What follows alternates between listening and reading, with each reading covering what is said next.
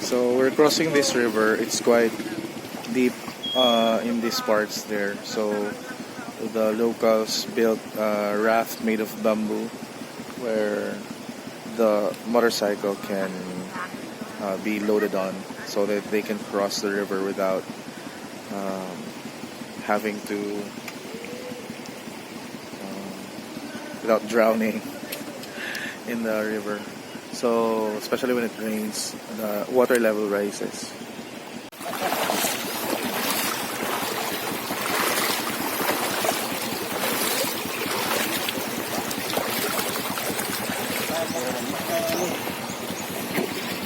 Okay.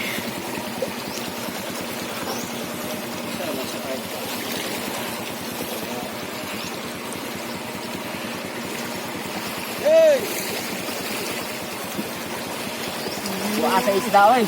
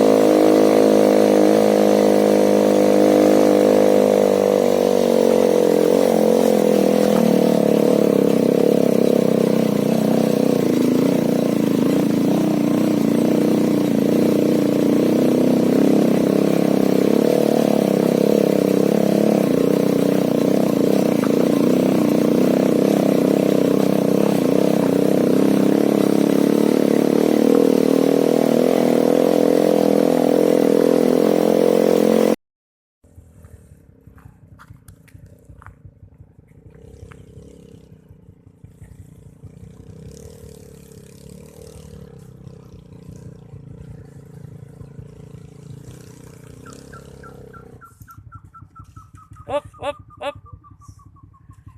Uy.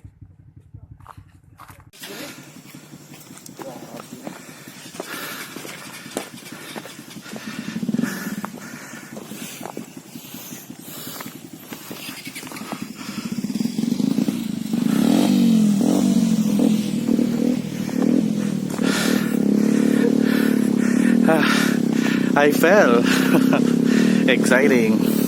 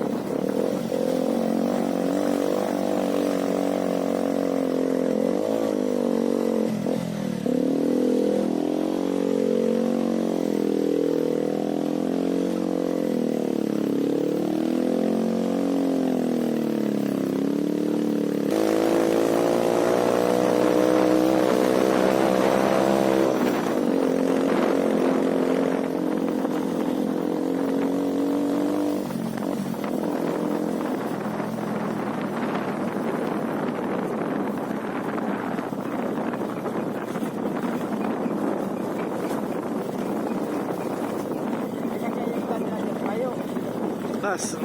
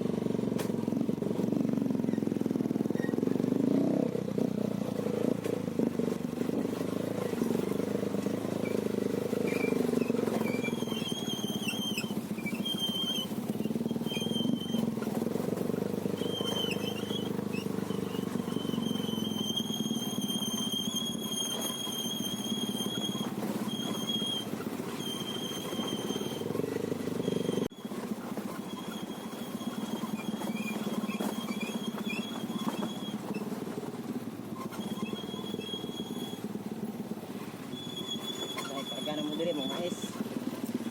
Kaya ra. Paano mo gamay mo 40 kilo lang. Oo. Timbang. 15 kilo. Ano pa kay ko. Paano pero tidak bisa meron.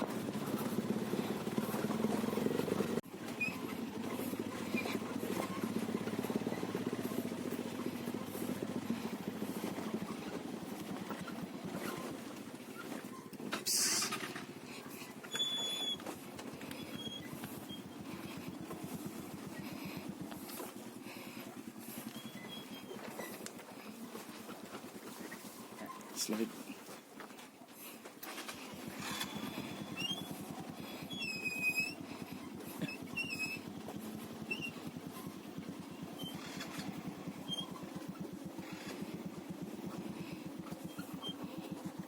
Jadi mas murah kok ganas ini.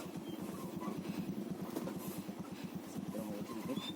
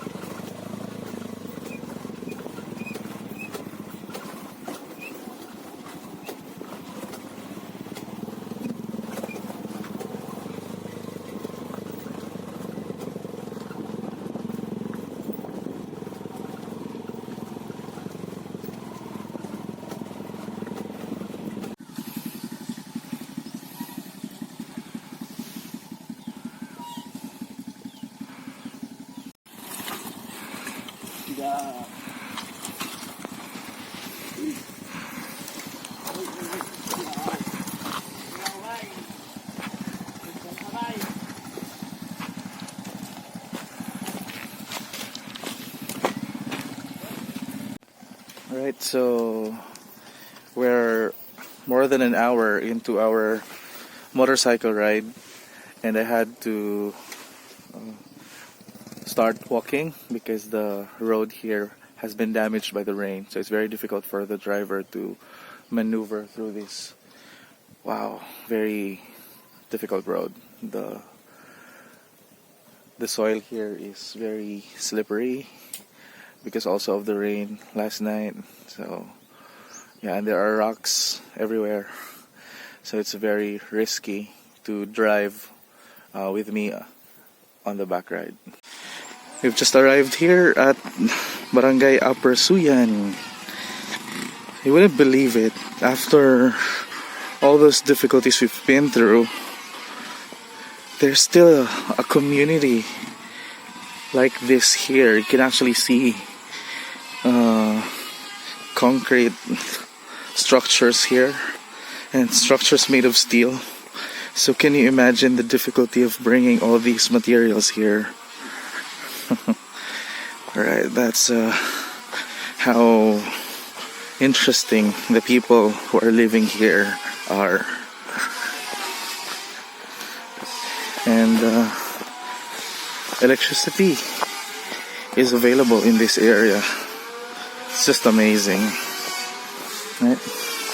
Okay, so this is their barangay gym,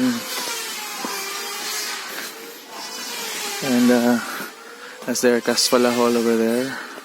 That's where the tribal leaders meet, and there's their barangay health center. So you can hear something's going on. There's building something.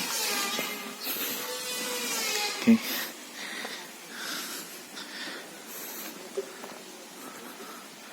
That's amazing. Look at their houses here. The houses here are well built.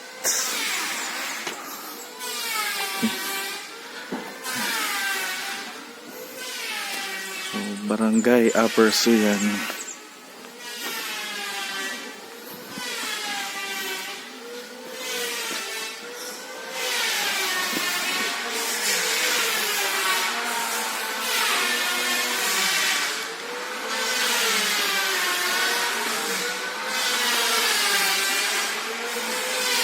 That's their barangay hall up there. Barangay Upper Suyan. Dito lagi no? Oh, yeah.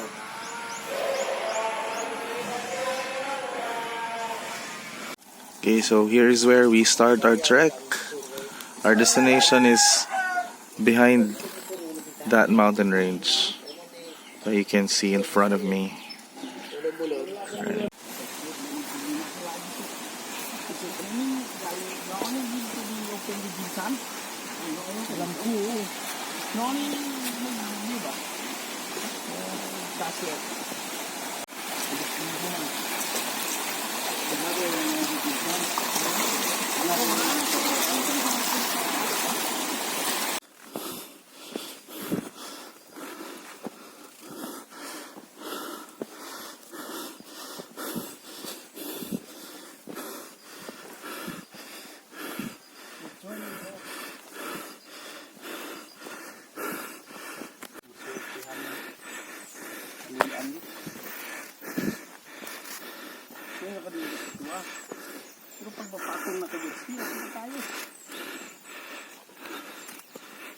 Alright, so we've been trekking for about an hour.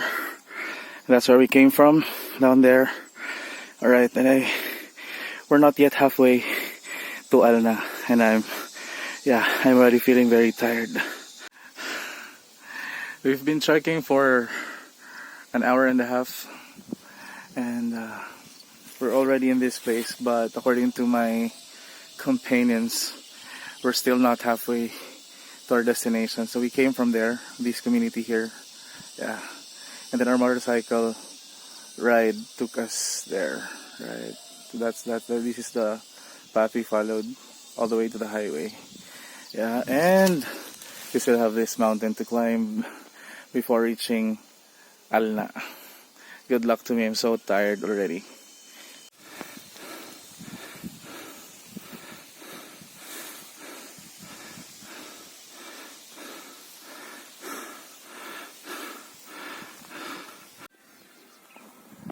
So dito kami nakapagpahinga saglit. Pero ngayon, we're going back to our trek. And yeah, we're going up this mountain over here. And then behind that, we're gonna go down same distance that we traveled before we reach Alna.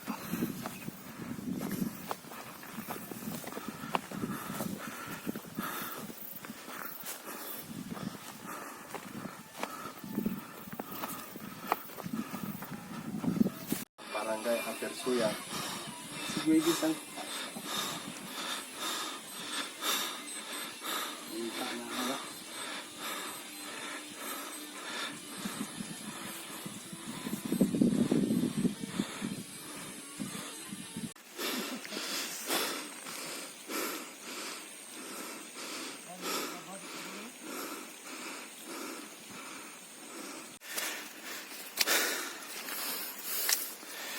So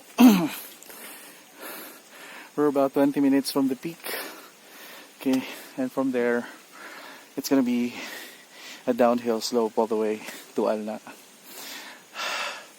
I'm loving this experience. Iso diba?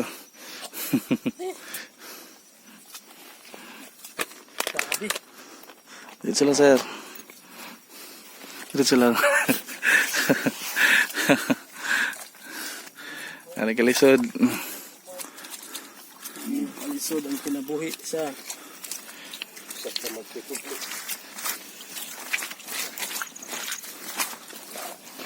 Nasa sila muna malinday di dakop si Hinitson. Nakapuk ano? Dakop ni Bobay.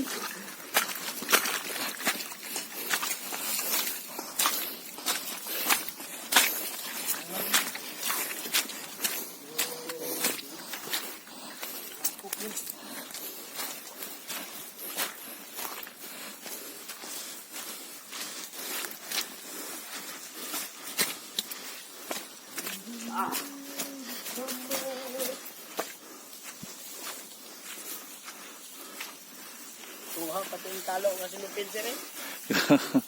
Klaro kayo. Contextualize. Contextualize hap.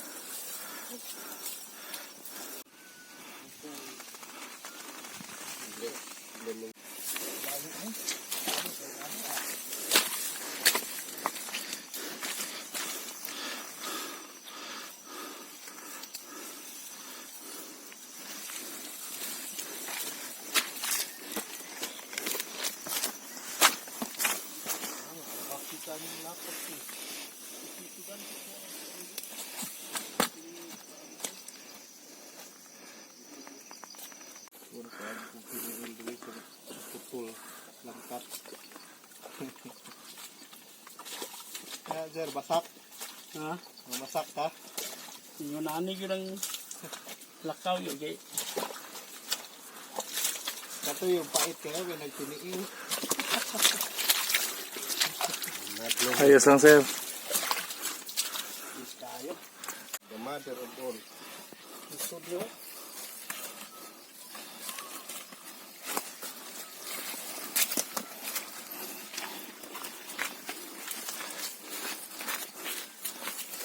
Natin kasuko sa dalan ba?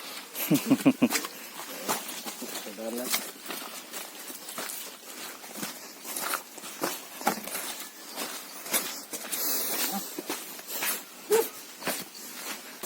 Katulog yung isod, no?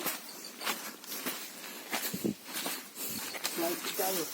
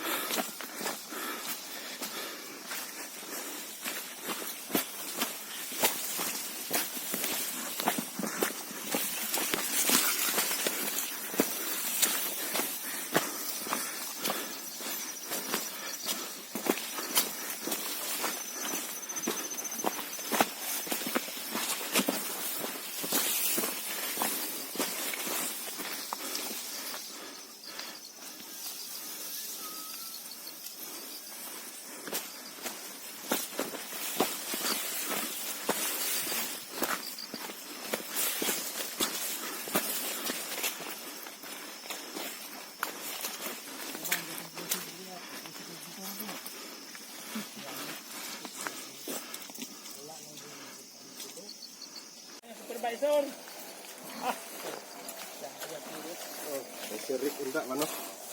Ano, sinunod-tunay sa mga katatri. Retire na si Rick. Di-off sa record sa sir. Wala sir, dunggan sir ba ka nakabidyo?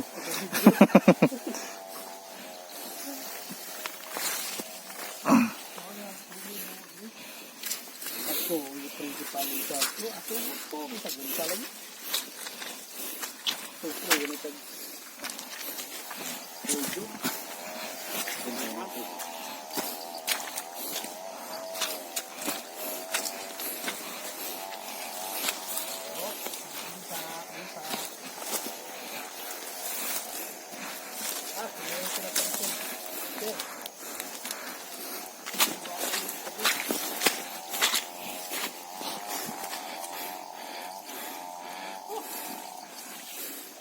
Malas mo na rin ako.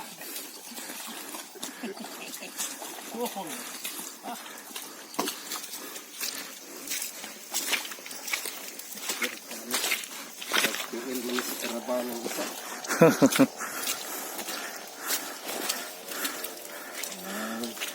Sapin.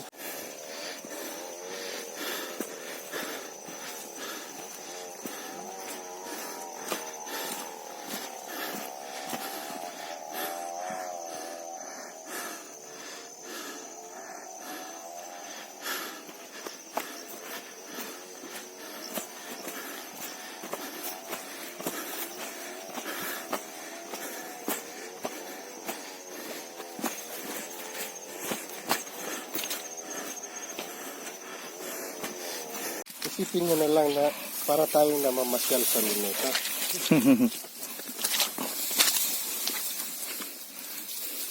It's just a name.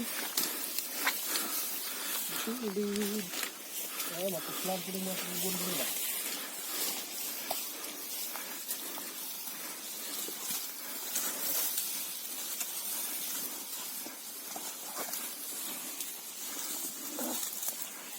Dala, ikot-ikot ni.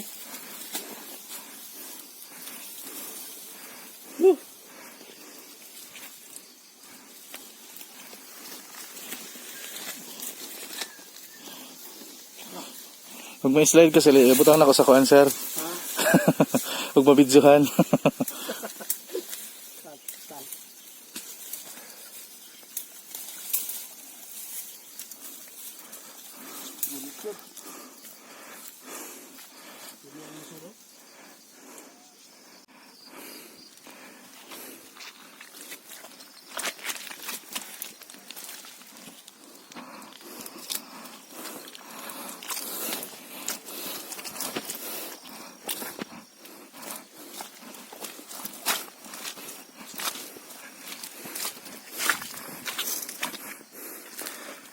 Whew.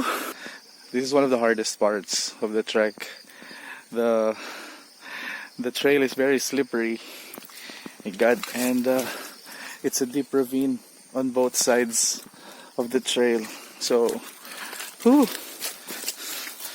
you wouldn't know where you'd end up if you fall.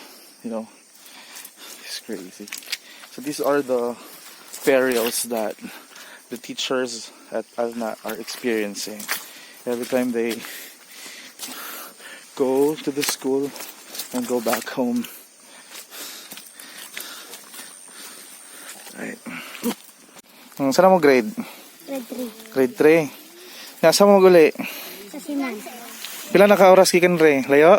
Yes, sir. Dito, sir. Dito sa babaw? Yes, sir. Ha? Yes, sir. Na magabian na mo eh. Oh, sige, lakan mo. Nahanda. Sa babaw? Sir, layong dalam, sir. Dakar, Ah, sir. layo kayo yung lugar ba? Yes, sir. God bless.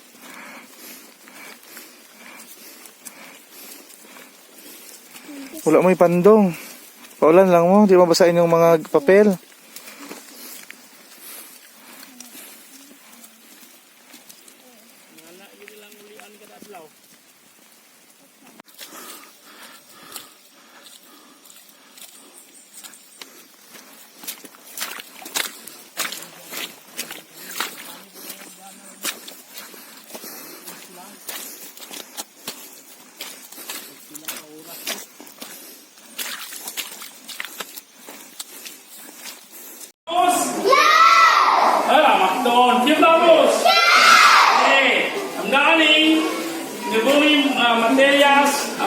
Division of Sarangani, Pogo di man la iPad program.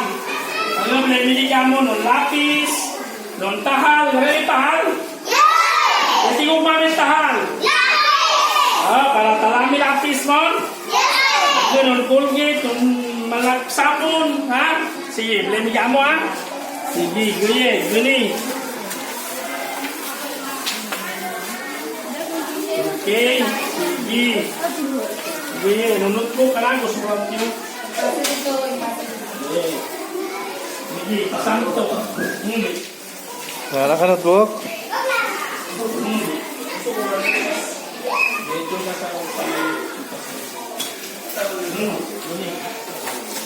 Sige.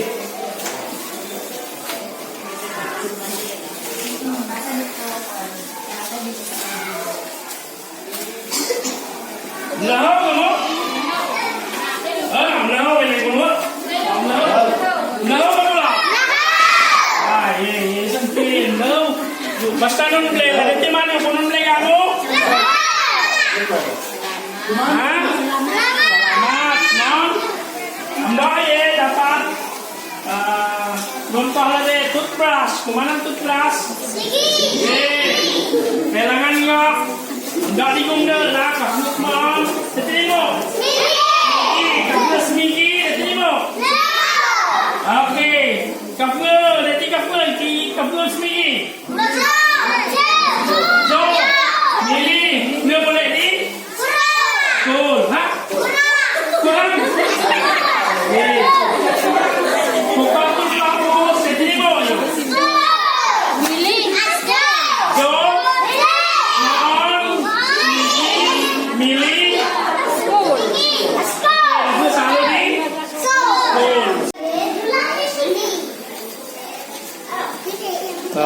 Anak kay papel, anak kay lapis, anak kay tahal. Tanawa sulod ding.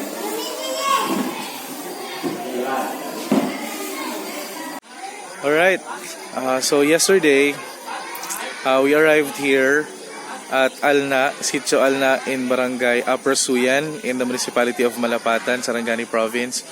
We arrived here at around 6 p.m. So we started walking at around 9 in the morning from Barangay Upper Suyan. So how many hours was that? 9, 10, 11, 12, 6 hours. So it was like a total of 9 hours. But of course that was with plenty of stops for rest. And the rain yesterday made it very difficult. And then we arrived at this place, and what surprised me is that despite the difficulty of the terrain of the trail going to this place, imagine you had to walk. For us, it took us 9 hours. Usually the teachers would walk for around 6 hours from Barangay Daan Suyan, but the locals here, it would only take them 3 to 4 hours. But the place is really, really hard to reach because of the lack of roads, okay, and lack of other means of transportation other than walking. All right. But what surprises me is that when I arrived at the campus of Alna IP School, look, they have this building. They were able to build this school building here. It is a 3-classroom building. It's concrete. It has concrete floors, and half of it is also concrete. It has galvanized iron for a roof, and it's a good classroom, right? So you can only imagine how the hardship or the difficulty that they had to go through just to bring the materials here. I was able to talk to the parents, and one of the parents, and he told me that they volunteered to bring the materials to Alna from Barangay Daan Suyan. Yeah, so they carried the materials, cement, all of these things, all the materials that are needed to build this classroom, including the chairs. And they said that they are still very willing to help the school because they want their children to have education.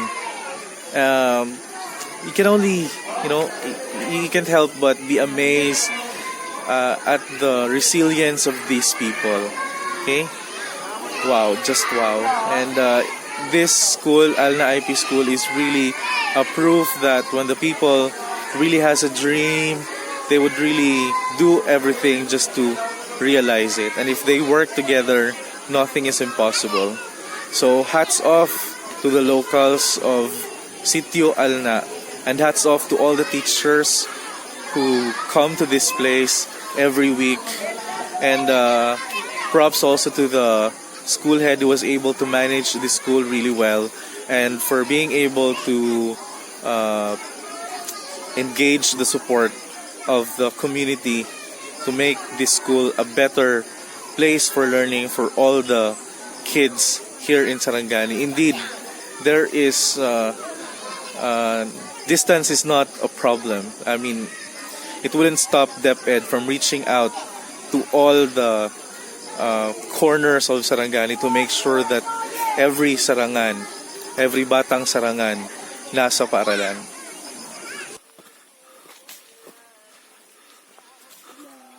Nais na makanaw. Kanta, magkano sa atin siya, no? Relax. Alagin sa tapos ko na.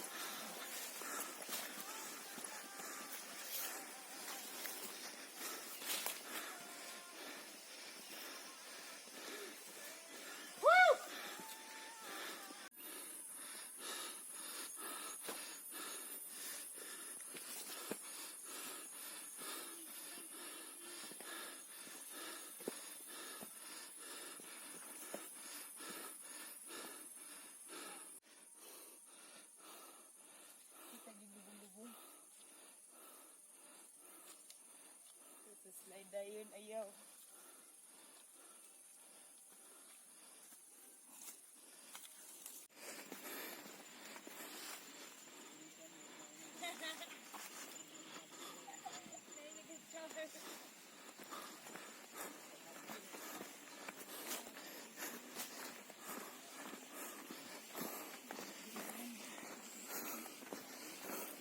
Ngayong hapon.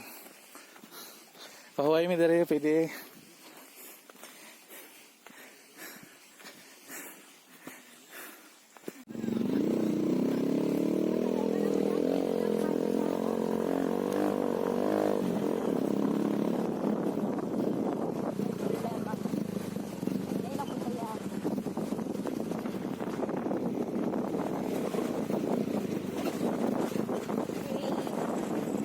So we're going home now. Ma'am Jen here is riding on the motorcycle camp. That's the way it is for teachers here. Woo!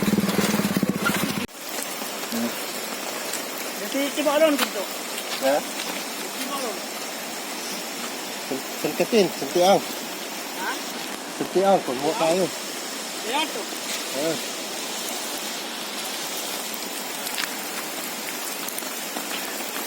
Kwenta mo na lang, sir, anong nangyayari ngayon, sir? Ito na talaga ang buhay na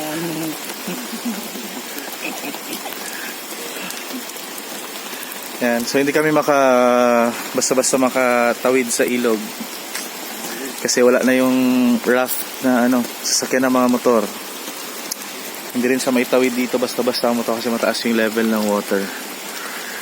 Yan, so para kaming basta ang CCO. Time check, anong oras na dyan, ma'am? Wala na sir. 7 o'clock? Almost 7. So, dito pa yung mga motor. Ayan. On the way to, ano pa kami, Daan Suyan.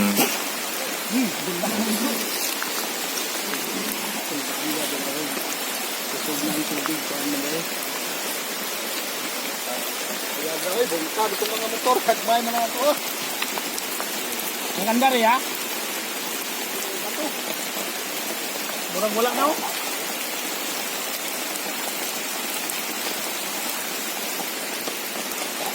Is, may pinag-milinda ta ba? Ha?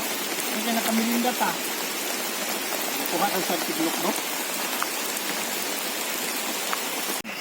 Patan pag ginagawa. Yeah.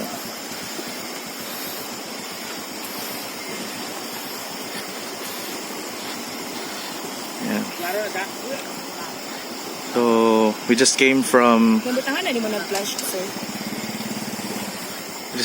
Upper Suyan, and this is the last river that we need to cross, and the cross is the Ansuyan. Yeah. So since our motorcycle cannot cross, we ask some local men to carry the motorcycle across the river. Wow, this is amazing. Look at this, guys. Wow, what an experience we have here. And it's still raining.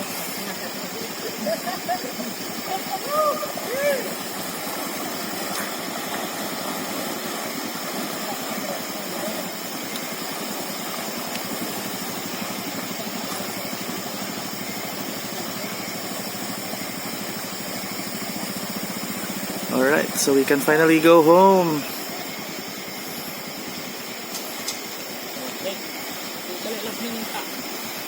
And this is the last motorcycle.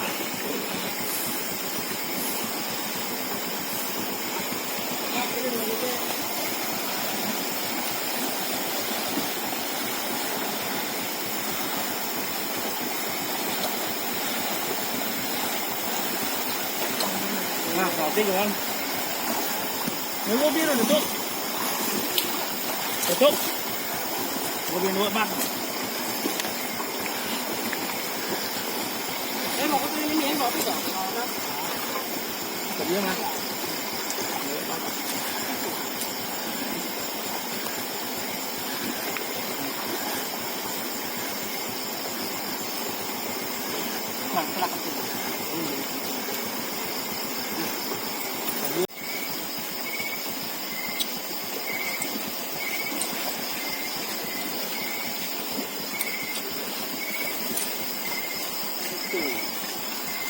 Kira ka, ma'am? Ano ito? Sir. Lumalaban. Relax dia ka na. Kali lagi to, sir.